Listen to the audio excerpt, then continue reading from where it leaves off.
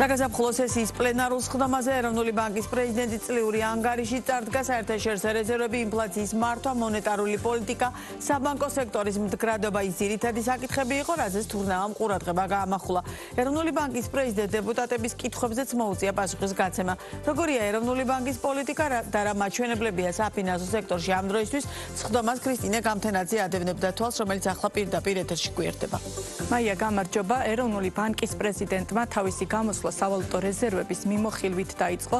ნათია თურნავას განცხადებით 2025 წელს ეროვნულმა ბანკმა 2 მილიარდ 400 მილიონი დოლარი შეისყიდა, შედეგად წლის ბოლოს სავალუტო რეზერვების მოცულობა 6 მილიარდ 160 მილიონი დოლარი გახდა.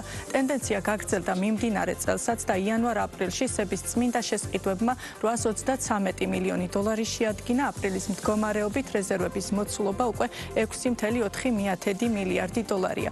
ნათია თურნავას თქმით, მაჩვენებელი IMF-ის მეთოდოლოგიის მიხედვით ადეკვატურობის დონეს აღემატება. საქართველოს ეროვნული ბანკის პრეზიდენტმა აღნიშნა ისიც, რომ მარეგულირებელი ქვეყნის სავალუტო რეზერვებში ოქროს წილის ზრდას განიხილავს. ოქრო ამჟამად რეზერვების 16%, ანუ მილიარდ დოლარს შეადგენს. სებმა 500 მილიონი დოლარის ღირებულების 7 ტონა მონეტარული ოქრო 2024 წლის გაზაფხულზე შეიძინა. ამ დროისთვის აღნიშნული ოქროს საბაზრო ღირებულება გაზრდილია და თითქმის გაორმაგებულია, რაც გასულ პერიოდში ოქროს ფასის მკვეთრმა მატებამ განაპირობა.იდან 558,2 მილიონი დოლარით გაიზარდა. ანუ დაახლოებით ერთი იმდენივე, რამდენი ჩვენ დავხარჯეთ თავის დროზე ოქროს შესაძენად. გაორმაგდა.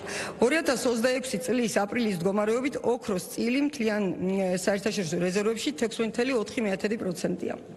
შემდეგი მნიშვნელოვანი მიმართულება, რაზედაც ჩვენ კანონით ვართ ვალდებული, რომ ყოველთვის გავამახვილოთ ყურადღება, ეს არის ფინანსური სტაბილურობის ხელშეწყობა. ფინანსური სტაბილურობის ხელშეწყობის მიზნით ეროვნული ბანკი აქტიურად განაგრძობდა და განაგრძობს მუშაობას ფინანსური დოლარიზაციის შემცირების მიმართულებით. 2026 წლის აპრილის მდგომარეობით 2024 წლის ბოლოსთან შედარებით სესხების დოლარიზაცია 0,8% პუნქტით შემცირდა და 42,5% შეადგენს, ეს არის ისტორიულ მინიმუმთან ახლოს.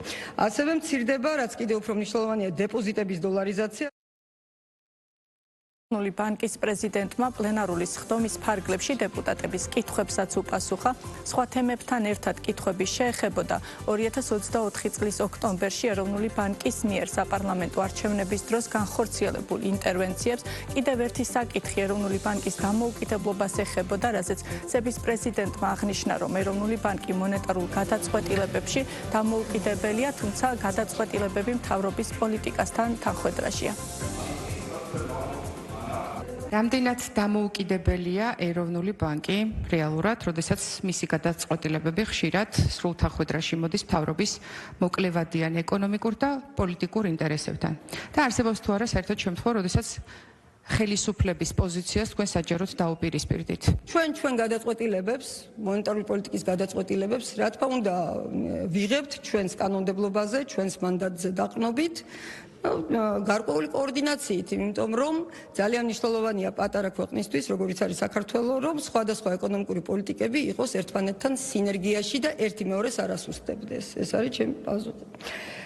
და სხვათა შორის ასევე საერთაშორისო ინსტიტუტების შეფასებას თუ დავეყრდნობით, მთავარი რაშიც გამოიხატება ამა თუ იმ ცენტრალური ბანკის დამოუკიდებლობა, ეს არის ეფექტური მონეტარული პოლიტიკა. ჩვენი მონეტარული პოლიტიკა სავალუტო ფონდის მიერ არის შეფასებული როგორც გონივრული. მხოლოდ 2024 წლის ოქტომბერში, მაშინ როდესაც საპარლამენტო არჩევნები იყო, საპარლამენტო არჩევნების თვეს ეროვნულმა ბანკმა სავალუტო ბაზარზე 627 მილიონი დოლარი გაყიდა, რაც დამეთანხმებით ალბათ ინსტიტუტის ისტორიაში ერთ თვეში განხორციელებული ყველაზე დიდი ინტერვენცია.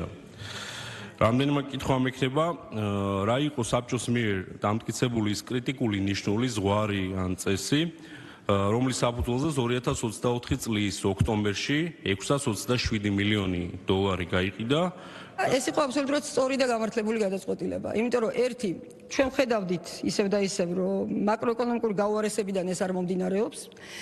ჩვენ ხედავდით რომ ეს არის ერთჯერადი ფაქტორი, რომელიც ჩვენი რწმენით არჩევნების მერე აღმოიფხრებოდა, მაგრამ მანამდე შეეძლო რომ დაეზიანებინა მოსახლეობა და ბიზნესი ვალუტის მკვეთრი გაუფასურების შედეგად.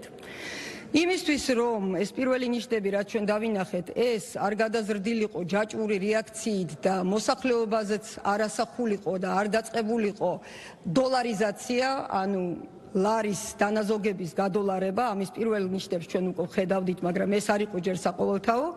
ჩვენ მივიღეთ ეს ოპერატიული გადაწყვეტილება, მივაწოდეთ ბაზარს ლიკვიდურობა, დავასტაბილურეთ კურსი. დღევანდელ სხდომაზე ეროვნული ბანკის პრეზიდენტმა აღნიშნა, რომ საბანკო სექტორში უმოქმედო სესხების წილი ისტორიულ მინიმუმამდეა შემცირებული, ბანკების ფინანსური მაჩვენებლები მდგრად დასაჩვენებს, საკრედიტო პორტფელი დივერსიფიცირებულია, კაპიტალზე უკუგება კი 22%-ს აჭარბებს. მადლობა ქრისტინე გამთენაძე, საუბრობდა ბიზნეს პარტნიორის პირდაპირ ეთერში.